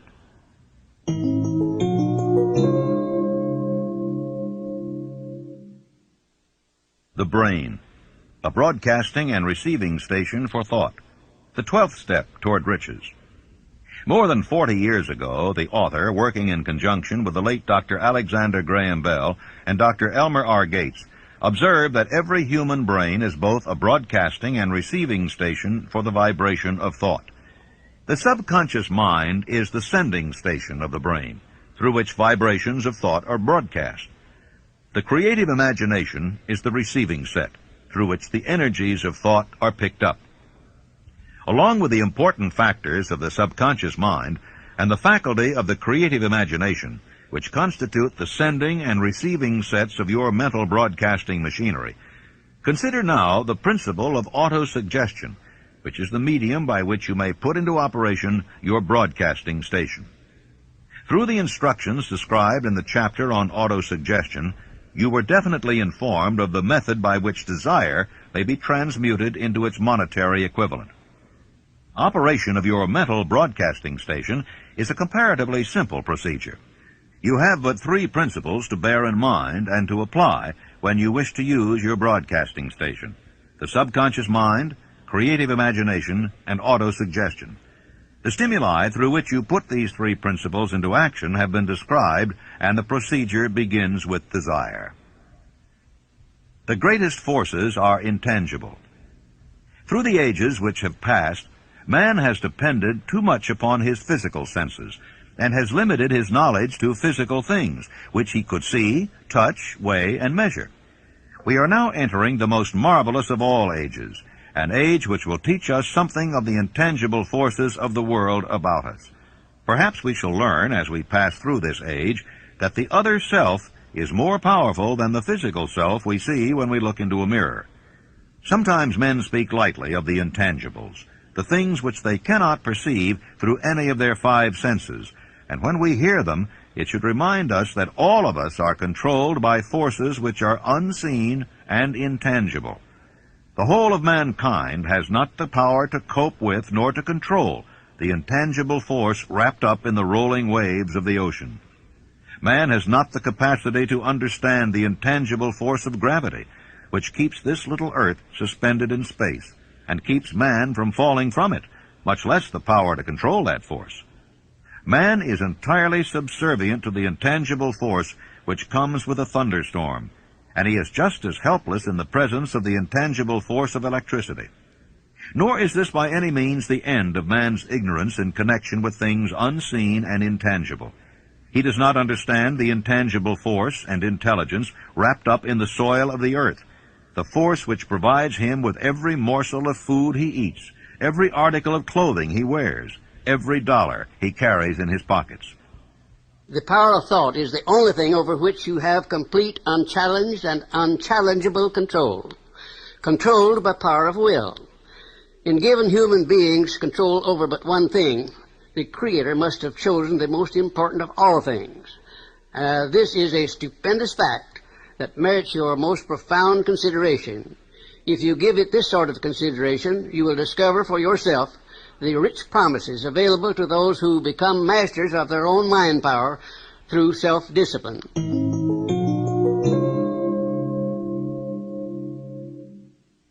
The sixth sense, the door to the temple of wisdom, the 13th step toward riches. The 13th principle is known as the sixth sense, through which infinite intelligence may and will communicate voluntarily without any effort from or demands by the individual. This principle is the apex of the philosophy. It can be assimilated, understood, and applied only by first mastering the other 12 principles. The sixth sense is that portion of the subconscious mind which has been referred to as the creative imagination. It has also been referred to as the receiving set, through which ideas, plans, and thoughts flash into the mind. The flashes are sometimes called hunches or inspiration. The sixth sense defies description.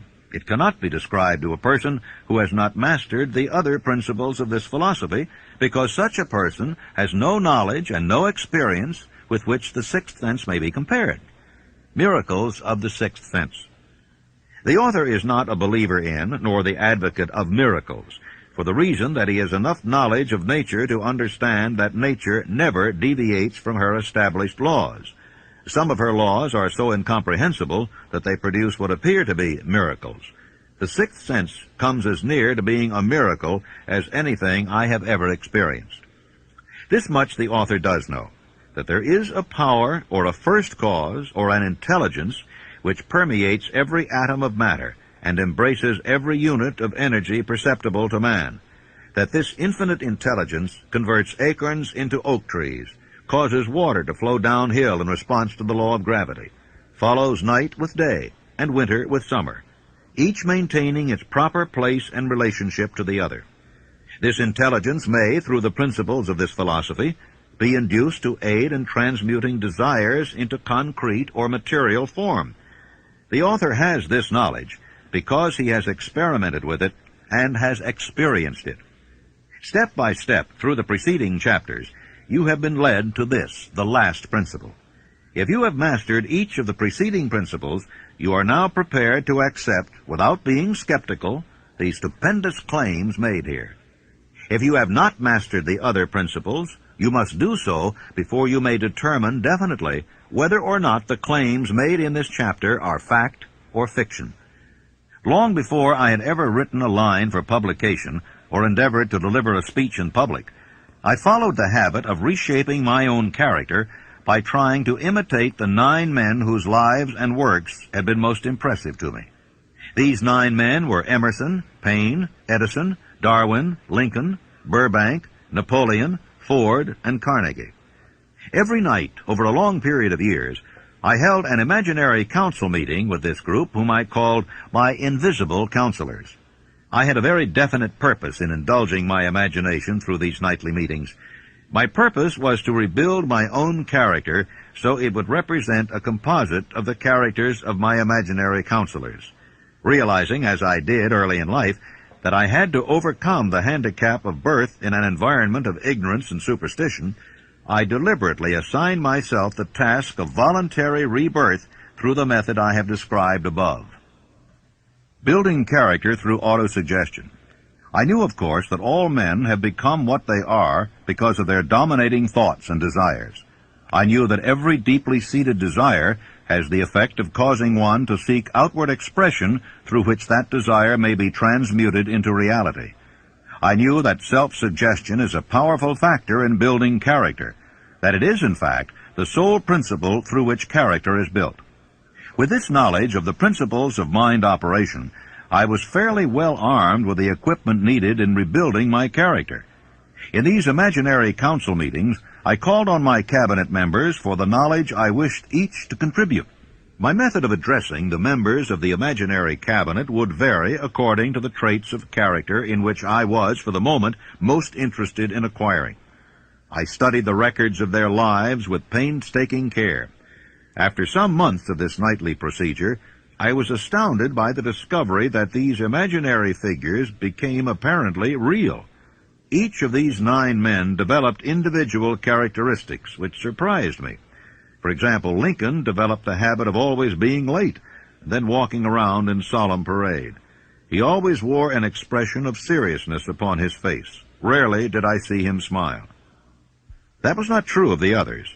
Burbank and Payne often indulged in witty repartee which seemed at times to shock the other members of the cabinet.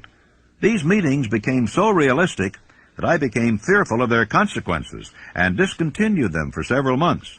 The experiences were so uncanny, I was afraid if I continued them, I would lose sight of the fact that the meetings were purely experiences of my imagination.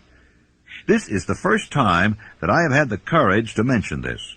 Heretofore, I have remained quiet on the subject, because I knew from my own attitude in connection with such matters that I would be misunderstood if I described my unusual experience. I have been emboldened now to reduce my experience to the printed page, because I am now less concerned about what they say than I was in the years that have passed. Lest I be misunderstood, I wish here to state most emphatically that I still regard my cabinet meetings as being purely imaginary, but I feel entitled to suggest that while the members of my cabinet may be purely fictional, and the meetings existent only in my own imagination, they have led me into glorious paths of adventure, rekindled an appreciation of true greatness, encouraged creative endeavor, and emboldened the expression of honest thought. Tapping the source of inspiration. Somewhere in the cell structure of the brain is located an organ which receives vibrations of thought ordinarily called hunches. So far, science has not discovered where this organ of the sixth sense is located, but this is not important. The fact remains that human beings do receive accurate knowledge through sources other than the physical senses. Such knowledge generally is received when the mind is under the influence of extraordinary stimulation. Any emergency which arouses the emotions and causes the heart to beat more rapidly than normal may, and generally does, bring the sixth sense into action. Anyone who has experienced a near accident while driving knows that on such occasions the sixth sense often comes to one's rescue and aids by split seconds in avoiding the accident. My original purpose in conducting council meetings with imaginary beings was solely that of impressing my own subconscious mind through the principle of autosuggestion with certain characteristics which I desired to acquire. In more recent years, my experimentation has taken on an entirely different trend. I now go to my imaginary counselors with every difficult problem which confronts me and my clients. The results are often astonishing, although I do not depend entirely on this form of counsel. The starting point of all achievement is desire.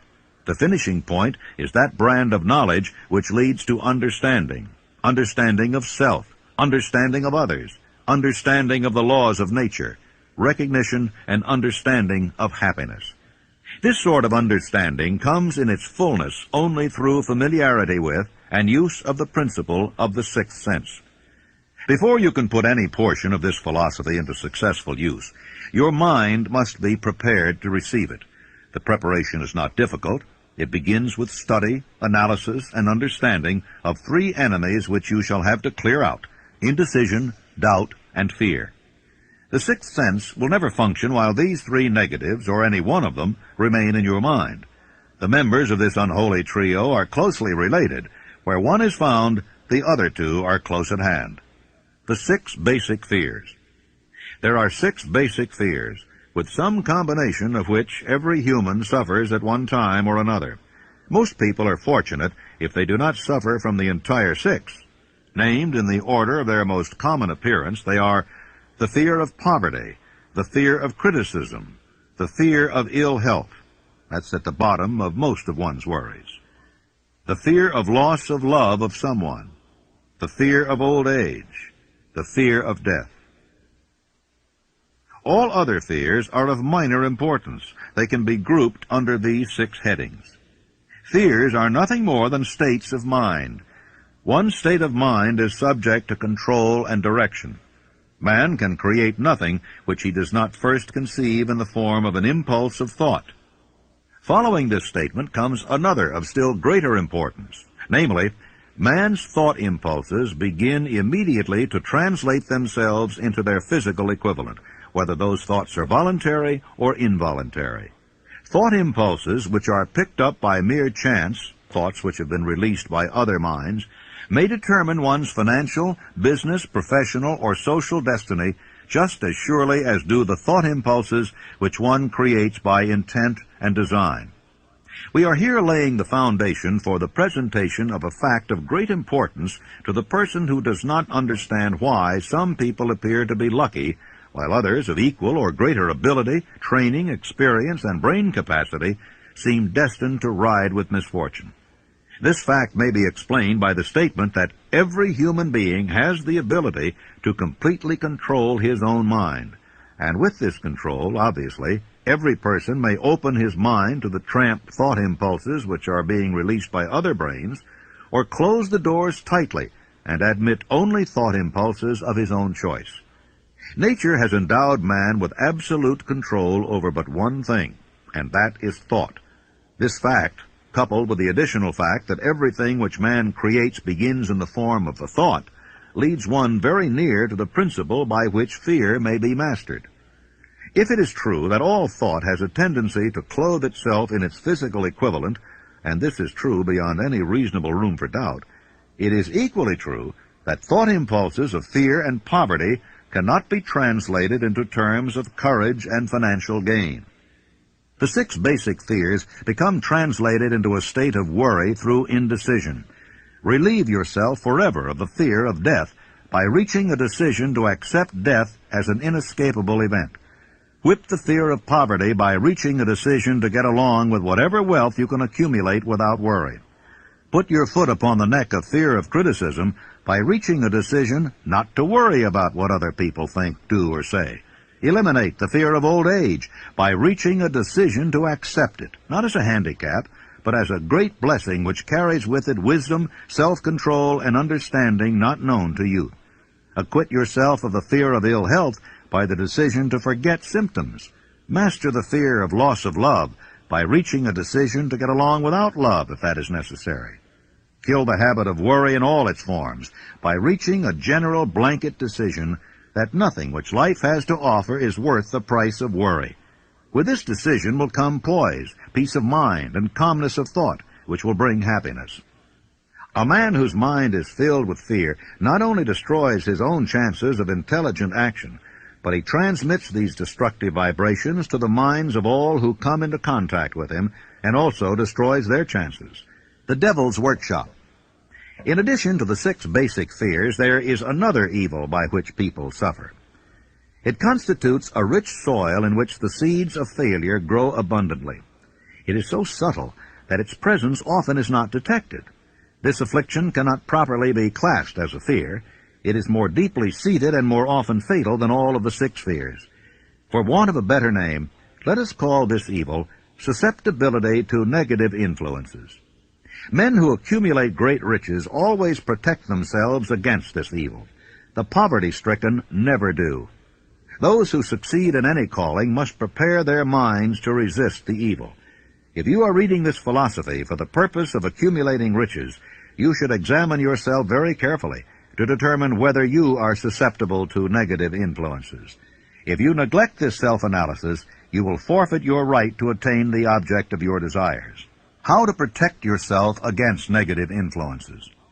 To protect yourself against negative influences, whether of your own making or the result of the activities of negative people around you, recognize that you have a willpower and put it into constant use until it builds a wall of immunity against negative influences in your own mind. Recognize the fact that you and every other human being are by nature lazy, indifferent, and susceptible to all suggestions which harmonize with your weaknesses. Recognize that you are by nature susceptible to all the 6 basic fears, and set up habits for the purpose of counteracting all those fears.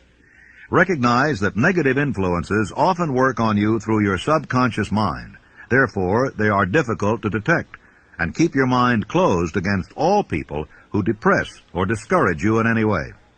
Clean out your medicine chest, throw away all pill bottles, and stop pandering to colds, aches, pains, and imaginary illness.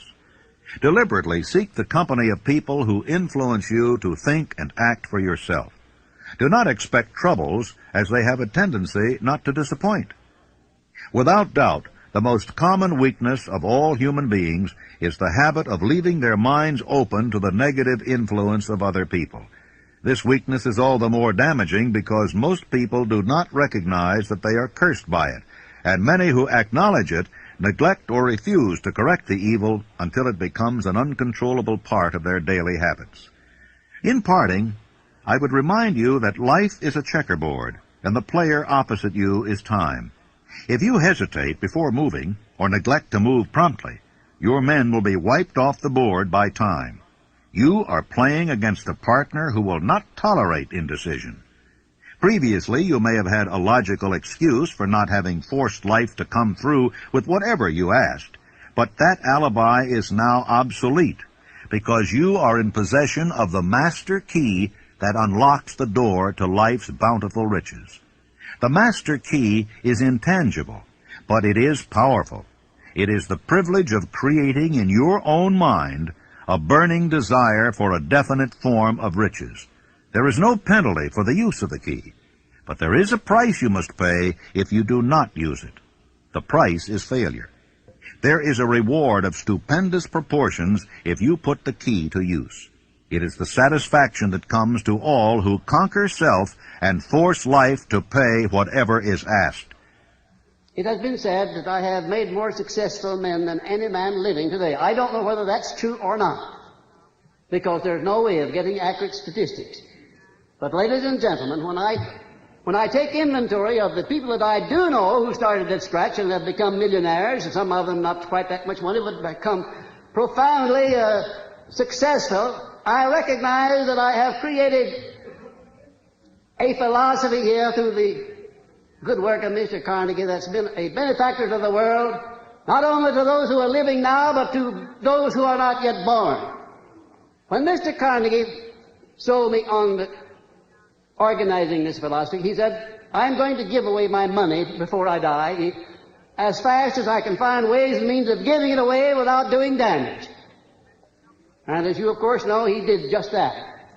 He gave it away for educational purposes, libraries, foundations for the maintenance of peace, and in every way that he could conceive. But he said, by far the greatest part of my riches I am entrusting to you to take to the people of the world in the form of the know-how through which I gain my money.